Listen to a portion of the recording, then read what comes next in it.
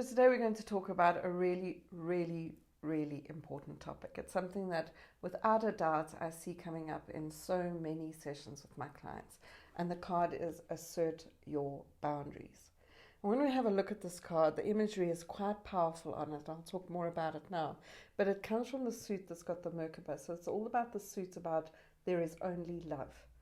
And so we need to understand boundaries is a form of love. It's a form of self-love and it's a form of love for others.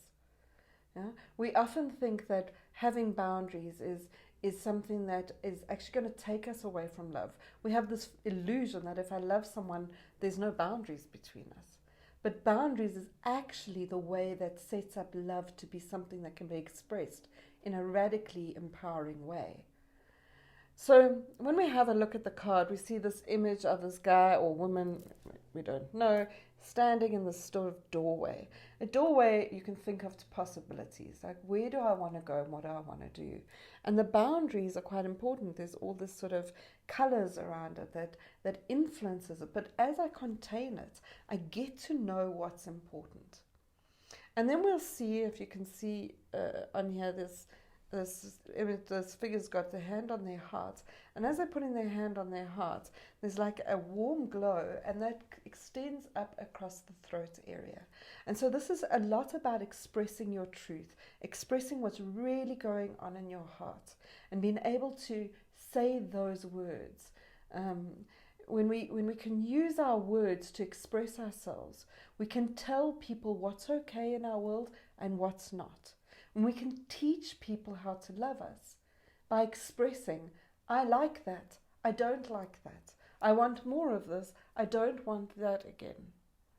And the ability to honor your experience and to honor your feelings and use those words in a way that is important. It's important to be able to express it. Sadly, not everybody listens to it. And so that's information about the other person.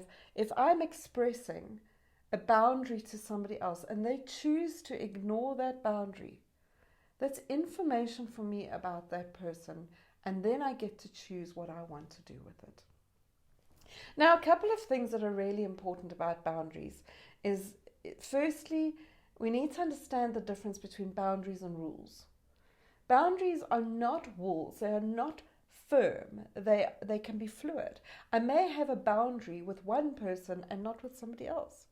I may even have a boundary today with you and tomorrow I could change it.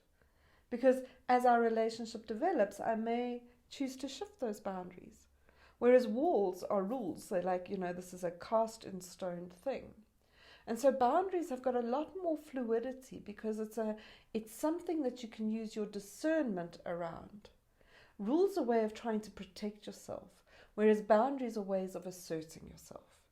And there's a huge difference between asserting and protecting. Asserting means I will navigate life noticing what I feel okay with and what I feel not okay with, and I will express that. Rules are, it's off bounds.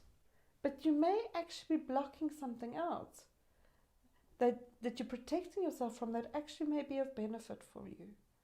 And so when we have high protection strategies, you could be losing out on the ability to assert yourself.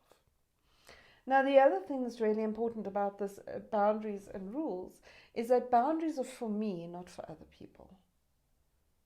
If I'm trying to put rules in place for someone else, that's not a boundary. That would sound like this. If you do that, I will then. Yeah?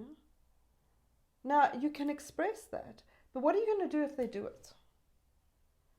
The boundary is that if this person continues to treat me in this way, then I'm going to do what I need to do for me. I'm not going to continue to try and manipulate you into behaving in a certain way so that I'm okay. I can express it. If you don't do it, I have information for myself of what I need to do. I was sitting with a client the other day, and she's in a relatively abusive relationship. And she has expressed to this person that she is being abused by what is not okay for her. And this person has agreed to not do it again. But that doesn't mean she really believes it yet.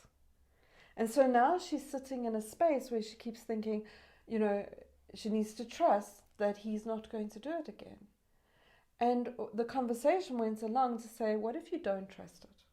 What if you came up with a list of, if he does it again, this is what I'm going to do. If he tries to hurt me again, this is what I'm going to do. I have a 5-step plan. I have a bag packed. I have this. I can go and just do that. If he never ever does it again and honors the agreement they've come to, great. That's amazing. But if he does, I know what I want to do. And I have the script and I have the plan. And so this is a way of putting in place tools for yourself about if a boundary gets violated, I'm empowered to do what I need to do, rather than try and get you to do something differently. It doesn't mean not expressing it. That is important. But it's putting in place the sense of what you need to do. One of the important parts of boundaries is learning to trust your yeses and nos. And this, one day when I'm going to be running a course about learning how to put boundaries in place. And when I work with clients, finding your yes and finding your no is not the easiest thing to do, because we have multiple yeses and nos. We have the yes that I say to things just to keep somebody quiet. I have the yes just to please. But what's your true yes? What are the things that deep down for you, it's the thing that you feel congruent. It's like, that's true for me. That's a yes, and I have no doubt, no resistance, no way of feeling horrible about it. Most of the time, we have an outside yes and an internal no. This happens so much for people. I'm trying to be polite, I'm trying to be respectful, I'm trying to be kind, I'm trying not to upset anybody, I'm trying to avoid conflict. So somebody asks me for something and my internal says no, but the words that come out of my mouth are yes. And every time you say yes to something that your internal, your spirit is saying no to, it's a way of mistrusting yourself. It's a way of letting yourself down. And so you don't trust your intuition.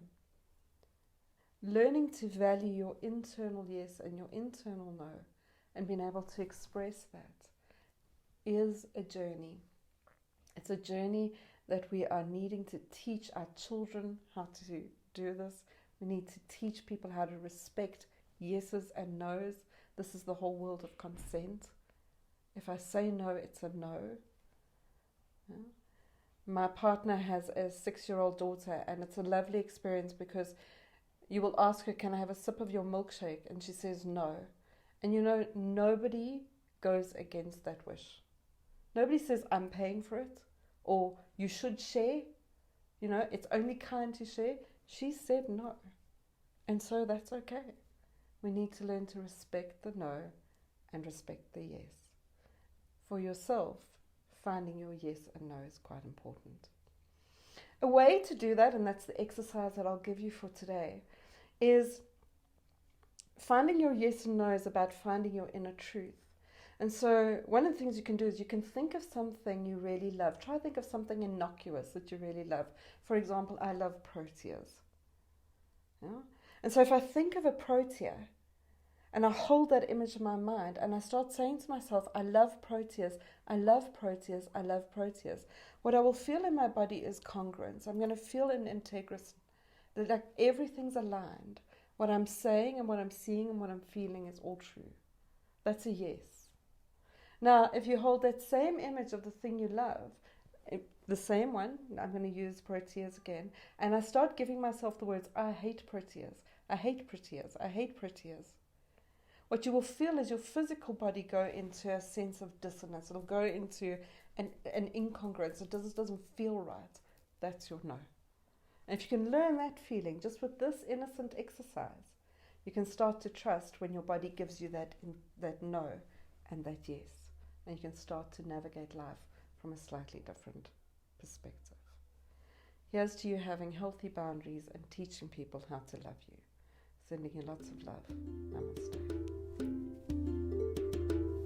Get your very own deck of I Am Lightwalker cards straight from Taryn by visiting IamLightwalker.com/cards.